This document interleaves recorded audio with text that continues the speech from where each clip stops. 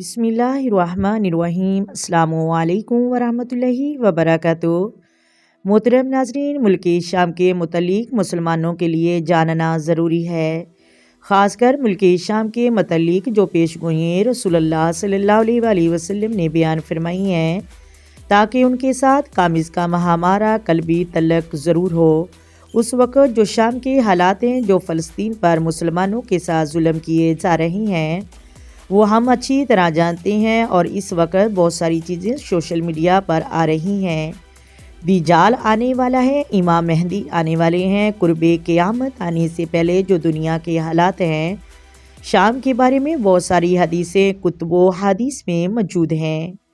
سب سے پہلے حدیث مسند احمد کے اندر ہے کہ حضرت ابو درداء رضی اللہ تعالی عنہ راوی ہیں، فرماتے ہیں کہ نبی کریم صلی اللہ علیہ وآلہ وسلم نے ارشاد فرمایا کہ جس وقت میری امت پر بہت زیادہ فتنے آئیں گے، خطرناک حالات آئیں گے اور قتل و غارت ہوں گے، اس وقت ایمان ملک شام کے اندر ہوگا۔ یہ حدیث پاک ہے۔ اس طرح ایک اور حدیث بھی مسند احمد کی ہے، حضرت ابو امامہ رضی اللہ تعالی عنہ راوی ہیں، اس حدیث کے بارے میں فرماتے ہیں کہ نبی کریم صلی اللہ علیہ وآلہ وسلم نے ارشاد فرمایا کہ میری امت کا ایک گروہ دین پر قائم رہے گا، اپنے دشمنوں پر قابو پائیں گے، ان کے مخالفین ان کا نقصان نہیں کر سکیں گے۔ ہاں، کچھ سختیاں ان پر آئیں گی، معاشی تنگی ان پر آئے گی، لیکن دشمن ان کے سامنے جھکا ہوا ہوگا یہاں تک کہ اللہ کا فیصلہ آ جائے گا۔ تو اس وقت صحابہ کرام جو بیٹھے ہوئے تھے، انہوں نے ہاتھ جوڑ کر عرض کی کہ یا رسول اللہ صلی اللہ علیہ وآلہ وسلم، یہ لوگ کہاں ہوں گے؟ تو آقا کریم علیہ الصلاۃ والسلام نے ارشاد فرمایا کہ یہ بیت المقدس میں اس کے اطراف میں ہوں گے۔ حضرت ابو ہریرہ رضی اللہ تعالی عنہ فرماتے ہیں کہ رسول اللہ صلی اللہ علیہ وآلہ وسلم نے فرمایا، میری امت کی ایک جماعت دمشق اور دمشق کے اطراف میں، بیت المقدس اور اس کے اطراف میں دشمنوں سے لڑے گی۔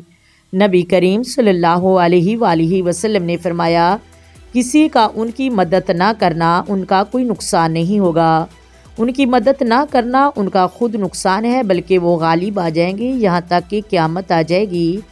نبی کریم صلی اللہ علیہ وآلہ وسلم نے فرمایا، خراسان سے ایک جماعت سیاہ جھنڈے لے کر نکلے گی اور وہ اس جماعت کی قیادت میں دشمنوں کو شکست دے گی، یہاں تک کہ وہ اپنے جھنڈے بیت المقدس تک پہنچا دے گی، یعنی وہ جماعت لڑتی ہوئی آئے گی اور دشمنوں کو شکست دے گی اور اپنے جھنڈے بیت المقدس میں گاڑے گی۔ امام طبرانی روایت نقل کرتے ہیں کہ نبی کریم صلی اللہ علیہ وآلہ وسلم نے ارشاد فرمایا، اس امت کی ابتدا نبوت اور رحمت سے ہوئی، اور پھر خلافت اور رحمت آئی، پھر بادشاہیت اور رحمت آئی، لیکن آخر میں کیا فرمایا؟ اس حدیث کے آخر میں فرمایا، پھر ایک دوسرے کو کاٹیں گے جس طرح گدھے ایک دوسرے کو کاٹتے ہیں۔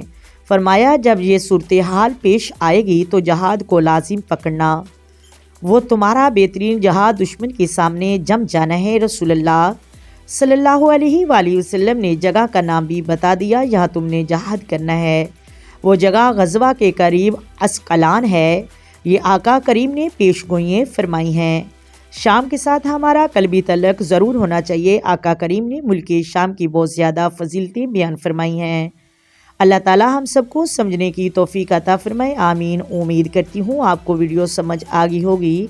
اگر ویڈیو اچھی لگے، ویڈیو کو لائک کریں، شیئر کریں، پلیز چینل کو سبسکرائب کریں۔ اپنی دعاؤں میں یاد رکھیں، آئیں مل کر آقا دو عالم نور مجسم سرور کائنات صلی اللہ علیہ وآلہ وسلم کی ذات پر درود و سلام کی نذرانے پیش کریں۔ الصلاۃ والسلام علیک یا سیدی یا رسول اللہ، الصلاۃ والسلام علیک یا سیدی یا حبیب اللہ، الصلاۃ والسلام علیک یا سیدی یا نبی اللہ وعلی آلک وصحابک یا سیدی یا محمد رسول اللہ۔ اللہ حافظ۔